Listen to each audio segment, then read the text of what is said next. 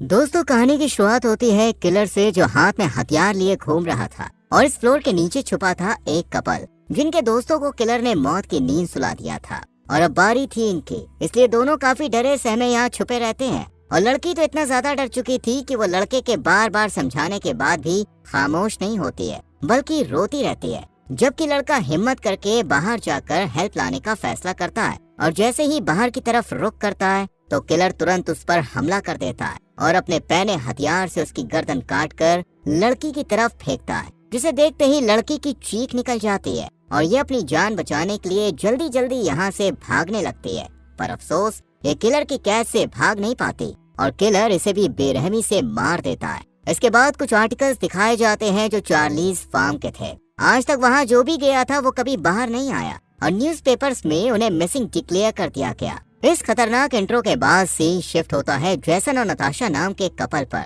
जिनके साथ मिक नाम का एक आदमी भी था जो जैसन का दोस्त था। जैसन और मिक कहीं घूमने की प्लानिंग कर रहे थे, तभी मिक जैसन से कहता है कि क्यों ना हम सब चार्लीज फार्म चलें, जिसे बेस्ट हॉरर प्लेस माना जाता है। हालांकि पहले वहाँ पर एक फैमिली रहती थी, लेकिन वो आदमखोर थे, इसलिए टाउन के लोगों ने उस पूरी फैमिली को खत्म कर दिया और आज 1000 एकड़ में फैला वो घर पूरी तरह से वीरान और सुनसान है। इसलिए वहाँ कैंपिंग करने का भी मजा अलग ही आएगा। ये सब सुनकर जैसन चार्लीज फार्म चलने के लिए राजी हो जाता है और नताशा अपनी दोस्त मेलेनी को भी कॉल कर ट्रिप पर चलने को कहती है। हालांकि मेलेनी और नताशा नहीं जानती थी कि वो कहाँ जा रही हैं। खैर, अगले दिन मेलेनी अपना सामान लेकर इन लोगों के पास आ जाती है और मिक मेलेनी के साथ फ्लर्ट कर अपनी सेटिंग करने की कोशिश करता है और मेलेनी को भी मिक का ये मजाकिया अंदाज काफी पसंद आता है और फिर चारों जीप में सवार होकर अपनी ट्रिप के लिए निकल पड़ते हैं। मस्ती मजाक से भरा ये सफर काफी लंबा था। शाम ढलने को थी, इसलिए सब लोग एक पब में जाकर चार्लीज फार्म की सटीक लोकेशन के बारे में जानने की कोशिश करते हैं, लेकिन इन्हें कोई भी वहाँ का एड्रेस नहीं बताता, जो काफी अजीब था। ये देखकर मिक ब्लू नाम के एक बुजुर्ग आदमी के पास जाकर उनसे चार्लीज फार्म के बारे में पूछताछ करता है, जिस पर ब्लू बताता है कि काफी सालों पहले मैं भी अपने दोस्तों के साथ वहाँ गया था और वो जगह सच में बेहद खतरनाक है, इसलिए तुम लोग वहाँ मत जाओ। लेकिन मिक उसकी एक नहीं सुनता और अपने दोस्तों को लेकर बाहर आ जाता है। उसे रोकने के लिए ब्लू का एक साथी मिक के पास आकर उसे दोबारा वहां ना जाने की हिदायत देता है, जिससे तंग आकर मिक उसके साथ ही लड़ बैठता है और गुस्से में वो आदमी भी मिक को चार्लीज फार्म का एड्रेस बता देता है, जहां मौत इन सब का इंतजार कर रही थी। बताए गए एड्रेस के मुताबिक चार्लीज फार्म अभी काफी दूर था, इसलिए ये लोग आज रात खुले आसमान के नीचे कैंपिंग कर रात गुजारने का फैसला करते हैं। और आग जलाकर जब चारों बैठे होते हैं तो नताशा चार्लीज फार्म जाने से मना करती है, क्योंकि सभी लोगों ने उस जगह को खतरनाक बताया था। पर मेलेनी वहां जाना चाहती थी ताकि उस हॉरर हाउस को एक्सपीरियंस कर सके। मिक अब इनसे कहता है कि मैं तुम्हें चार्लीज फार्म की पूरी कहानी बताता हूँ जो चाइल्डहुड में मुझे सुनाई गई थी। 80 के दशक में जॉन और मेरिडेथ नाम का एक कपल अपने बच्चे चार्ली के साथ हंसी खुशी वहाँ रहा करता था। इस फैमिली को आदमखोर फैमिली कहा जाता था, क्योंकि इन्होंने फार्म पर काम करने वाले कई लोगों को मारकर खा लिया था। जॉन का ज्यादातर शिकार लड़कियां बनती थीं, जो उन्हें बेड से बांधकर फिजिकली टॉर्चर करता था, जबकि मेरेडेथ उन्हें मारकर खाना कुक करके फैमिली को खिलाती थी। चार्ली का फेवरेट फूड था रिब्स, यानी इंसानी पसलियां, जिन्हें वो बड़े शौक से खाता था। चार्ली एक साइको बच्चा था जो देखने में काफी बदसूरत था। ऐसे ही फैमिली अपनी जिंदगी गुजार रही थी, लेकिन जब टाउन से फार्मर्स गायब होने लगे तो एक दिन कुछ लोग, जिनमें ब्लू भी शामिल था, वो उस फैमिली के घर आ गए, क्योंकि सब जान चुके थे कि ये फैमिली आदमखोर है। पर जॉन ने अपनी गलती एक्सेप्ट नहीं की और गुस्से में ब्लू ने जॉन को मार दिया, जबकि मेरेडेथ जान बचाकर घर के पिछले रास्ते से चार्ली को लेकर भाग निकली। जब टाउन के लोग उसे ढूंढने के लिए घर के अंदर दाखिल हुए तो वहाँ कई लोगों की डेड बॉडीज थीं, जिन्हें बेरहमी से मारा गया था, जबकि मेरेडेथ और चार्ली बचकर भाग गए और कहा जाता है कि आज भी चार्ली जिंदा है। ये हॉरर सी स्टोरी सुनने के बाद तो नताशा के पसीने ही छूट गए, लेकिन मिक ने उसे समझाया कि ये सिर्फ एक र्यूमर है, इसलिए हमें वहाँ चलना चाहिए, जिस पर नताशा भी राजी हो गई। अगली सुबह चार्लीज फार्म तक पहुँचने के लिए जैसन अपने दोस्त टोनी को कॉल करता है, जिस पर टोनी कहता है कि तुम लोग वहाँ ना जाओ, यही बेहतर है। लेकिन जैसन तो ठान के बैठा था कि वहाँ वो जाकर ही रहेगा, इसलिए टोनी से एड्रेस बताने की जिद करता है और टोनी भी इसे लोकेशन बता देता है और साथ ही अलर्ट रहने को भी कहता है। जिसके बाद ये चारों फुल एक्साइटेड मूड से आगे का सफर तय करते हैं और कुछ देर में चार्लीज फार्म के पास पहुंच जाते हैं, जहां दरवाजे पर ताला लगा हुआ था और आगे जीप नहीं जा सकती थी, इसलिए जीप को यहीं छोड़कर आगे पैदल ही जाते हैं। करीबन 2 किलोमीटर तक पैदल चलने के बाद आखिरकार ये लोग चार्लीज फार्म पहुंच ही जाते हैं, जो काफी बेकार सी हालत में था। पर फिर भी ये लोग इसे देखकर बहुत खुश होते हैं और जल्दी से घर के अंदर जाते हैं, जहाँ चारों तरफ गंदगी फैली हुई थी। घर को विजिट करते वक्त इन्हें एक कमरा नजर आता है जिसका दरवाजा लॉक था, लेकिन मिक थोड़ी देर की मेहनत के बाद इस डोर को ओपन कर देता है और जब सब अंदर जाकर देखते हैं तो इन्हें चार्ली के बचपन का एक टेडी मिलता है, जो मेलेनी को काफी क्यूट लगता है, इसलिए वो उसे अपने पास रखने का फैसला करती है। हालांकि नताशा उसे ऐसा करने से मना करती है, पर वो उसकी एक नहीं सुनती और अपने बैग में टेडी को रख लेती है। जेसन जब एक रूम में जाता है तो उसे जमीन पर खून के धब्बे नजर आते हैं। ये वही कमरा था जहाँ एक लड़की जिसका नाम एम्बर था उसे टॉर्चर किया गया था। यहाँ से कहानी पास्ट में घूमती है। जब टाउन के लोग घर के अंदर एंटर हुए तो उन्हें एम्बर के बीच में से चिरी हुई डेड बॉडी मिली थी, जबकि कुछ और भी लोग की डेड बॉडीज मौजूद थी जो सड़ी हुई हालत में थी, मानो वो सालों से यहाँ पे हो। जब टाउन के लोग को मेरेडिथ और चार्ली नजर नहीं आए तो उन्होंने उन्हें तलाशना शुरू कर दिया और कुछ ही देर में मेरेडिथ को पकड़ भी लिया, जिसके साथ चार्ली नहीं था, क्योंकि मेरेडिथ ने उसे पहले ही कहीं छुपा दिया था।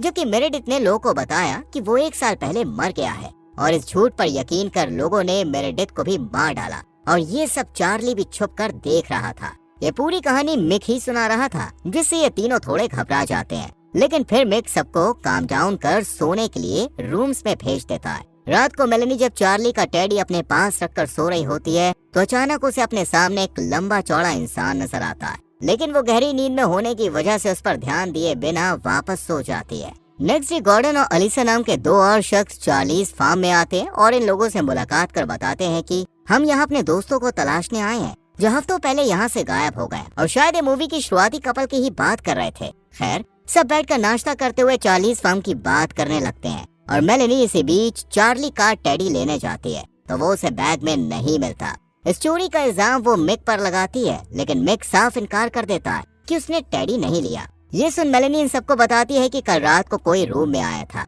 और शायद वही टेडी ले गया, लेकिन कोई भी इसकी बात पर यकीन नहीं करता और फिर सब लोग 2-2 के ग्रुप में डिवाइड होकर फार्म को एक्सप्लोर करने के लिए निकल पड़ते हैं। रास्ते में इन्हें कई लावारिस कार खड़ी नजर आती है जिनके मालिकों का कहीं कोई नामो निशान नहीं था, लेकिन फिर भी ये लोग डरते नहीं है बल्कि आगे बढ़ते रहते हैं। कुछ दूरी पर मिक और मेलेनी को एक अंधेरे में डूबा हुआ गड्ढा नजर आता है जिसमें से बहुत ही भयानक बदबू आ रही थी, पर अंधेरा इतना ज्यादा था कि इन्हें कुछ भी नजर नहीं आया और ये आगे बढ़ गए, लेकिन इन्हें ये नहीं पता होता कि कोई उन पर नजर रखे हुए है। खैर, मिक और मेलेनी को आगे एक लेक मिलती है जिसके अंदर दोनों नहाने चले जाते हैं। दूसरी तरफ एलिसा और गॉर्डन को दिखाया जाता है जिन्हें एक गोदाम के बाहर एक कुल्हाड़ी मिलती है जिसे गॉर्डन उठा लेता है, पर ये काफी खतरनाक सी थी, इसलिए एलिसा कुल्हाड़ी को यहीं रखने का हुक्म देकर गॉर्डन को लेकर गोदाम के अंदर जाती है जहाँ एक बिस्तर मौजूद था जिस पर चार्ली सोता था, लेकिन इन्हें ये बात समझ नहीं आती और जैसे ही दोनों बाहर निकल रहे होते हैं तो अचानक चार्ली कुल्हाड़ी से गॉर्डन के चेस्ट पर वार करके उसे मार देता है,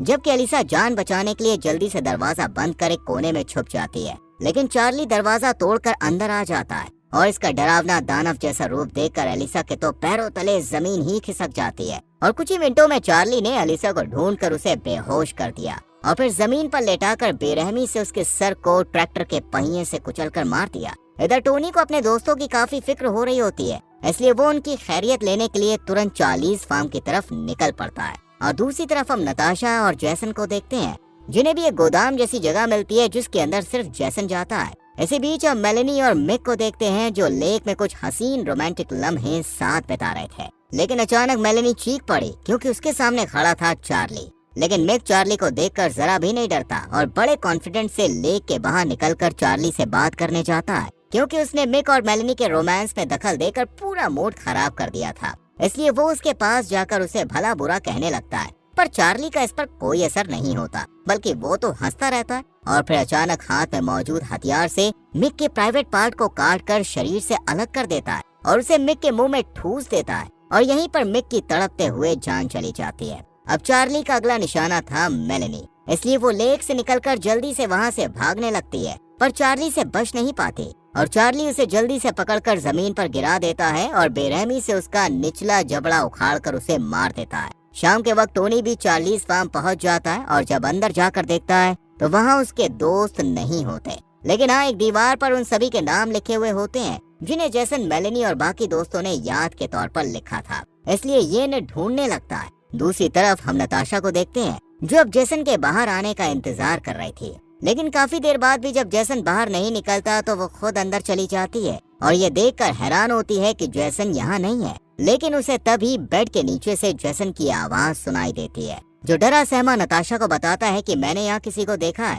जिसके हाथ में एक खतरनाक सा वेपन है। हालांकि शुरुआत में नताशा को ये प्रैंक लगता है, पर जब चार्ली यहाँ आता है तो उसे जेसन की बात पर यकीन हो जाता है और दोनों खामोश बैठे रहते हैं। इससे पहले कि चार्ली ने अपना शिकार बना पाता, इतने में यहाँ टोनी आ जाता है और चार्ली के साथ फाइट करने लगता है। मौके का फायदा उठाकर नताशा और जेसन ने भागने की कोशिश की, लेकिन तभी चार्ली ने टोनी के गले का मांस फाड़कर उसकी जान ले ली और जेसन की तरफ बढ़ा। इससे पहले कि जेसन कुछ समझ पाता, चार्ली ने बेरहमी से उसका गला काटकर उसे मार डाला और नताशा जैसे ही बचकर भागी तो चार्ली ने उसे पकड़ लिया और जब उसकी आंख खुली तो वो एक वुडन बॉक्स में बंद थी, जिसे तोड़कर नताशा आसानी से बाहर निकल आई और चारों तरफ सड़ी गली बॉडीज को देखकर हैरान रह गई। तभी उसे बाहर निकलने की सीढ़ी नजर आई। जैसे ही उसने सीढ़ी पर चढ़ने की कोशिश की तो चार्ली वहां आ गया, पर नताशा उसकी नजरों में आने से पहले ही छुप गई और जैसे ही चार्ली वहां से गया, नताशा जल्दी से बाहर निकलने की जद्दोजहद में लग गई और अचानक उसके पास ब्लू आया